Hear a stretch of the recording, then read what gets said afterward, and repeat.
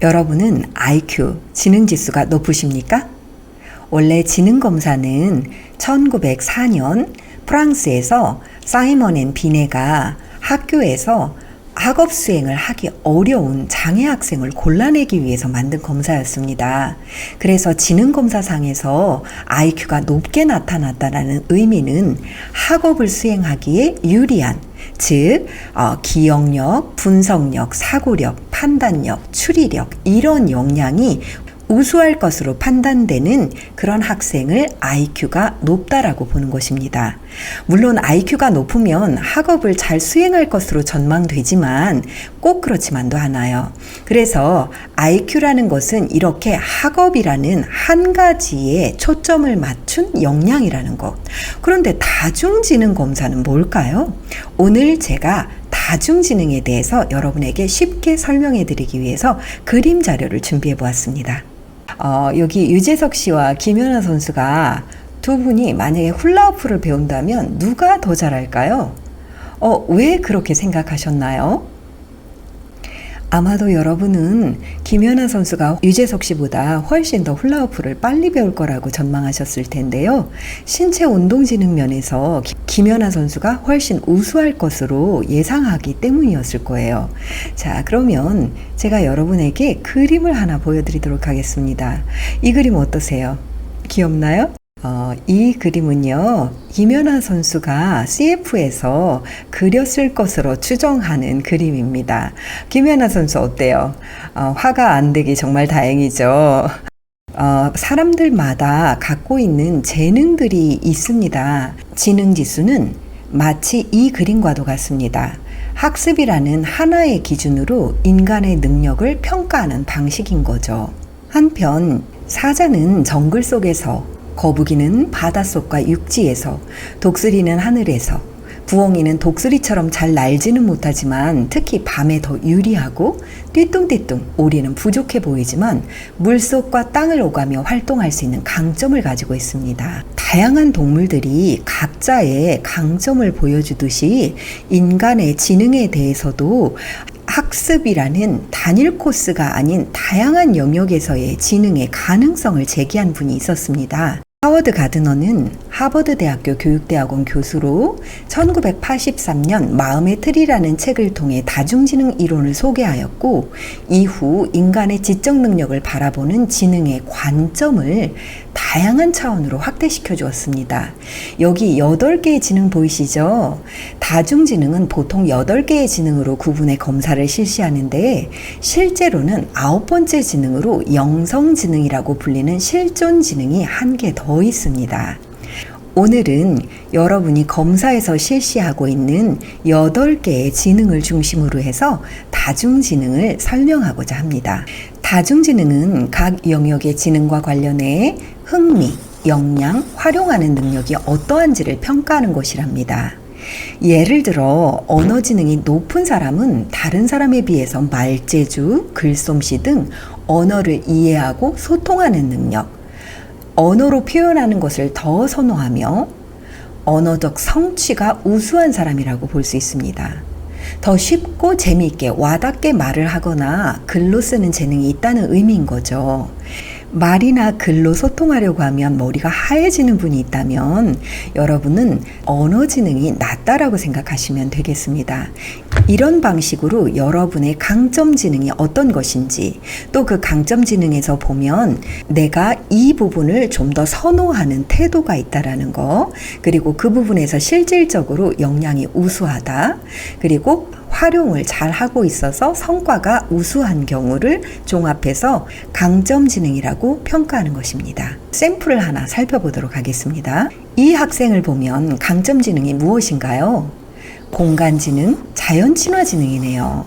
그에 비해서 약점 지능은 신체 운동 지능, 논리 수학 지능인 것으로 보입니다.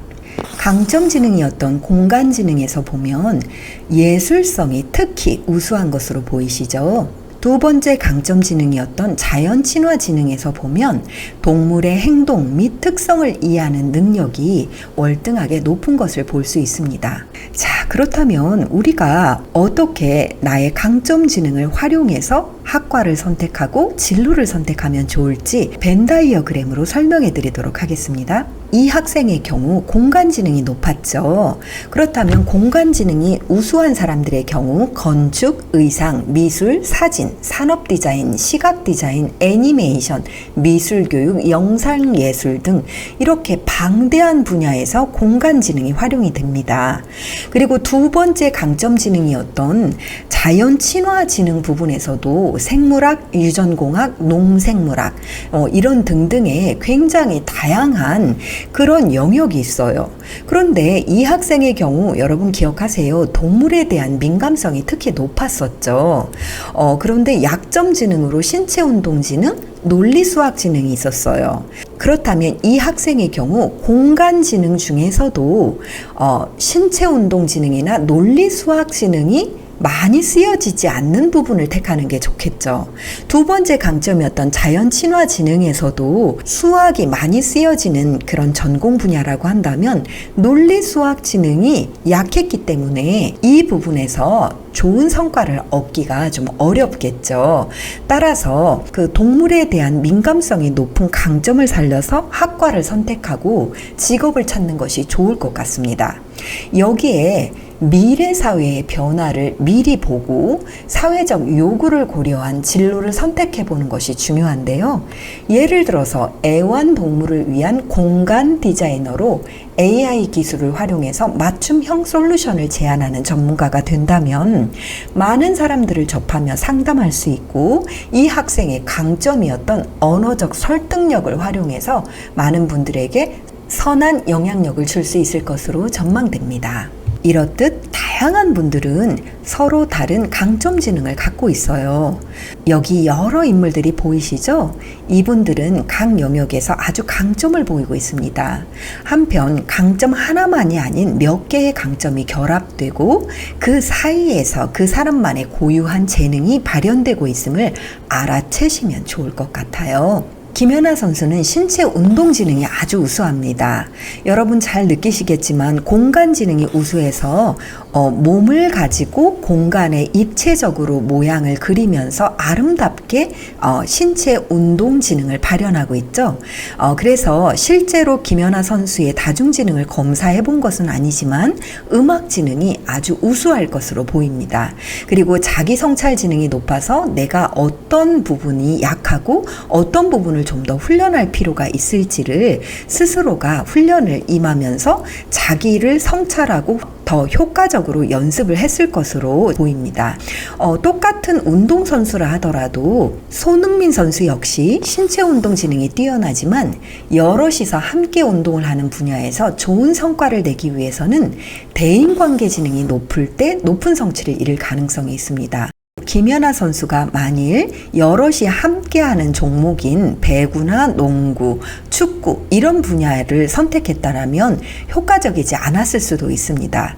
그러니까 신체 운동 중에서도 다양한 분야가 나뉠 수 있는 것을 보면 다중지능에서 한 영역이 강점으로 나왔다 하더라도 세부 영역에 대해서 깊이 생각해 볼 필요가 있습니다. 여기 운동선수들의 사진에서 보이듯이 같은 신체 운동 분야 내에서도 서로 다른 신체 구조가 유리함을 볼 수 있습니다. 세계적 수영선수 펠프스는 상체가 보통 사람보다 훨씬 크고 팔은 길되 다리가 짧은 구조라 수영하기에는 아주 최적이라고 합니다. 그에 비해 농구선수들은 키가 크고 손발이 길 때 유리하겠죠. 자, 그럼 다중지능 개념에 대해서 살펴보았는데 여러분, 만약에 여러분이 펠프스처럼 신체 운동 지능이 좋고 체격이 그렇게 타고났다면 무조건 수영 분야에서 우수한 성취를 이룰까요? 아닙니다. 이것은 기본적인 적성에 지나지 않아요. 체계적인 훈련과 노력을 통해서 아주 구체적인 재능으로 성취가 되는 거예요. 그래서 다중지능은 참고를 하되 여러분이 어떻게 나의 적성을 찾고 그 안에 숨겨진 재능을 개발할지 두세 개 정도의 강점 지능 안에서 여러분이 향후 진로 분야를 선택하는 것이 중요합니다. 이상으로 다중지능 개념을 정리해 보았습니다. 감사합니다.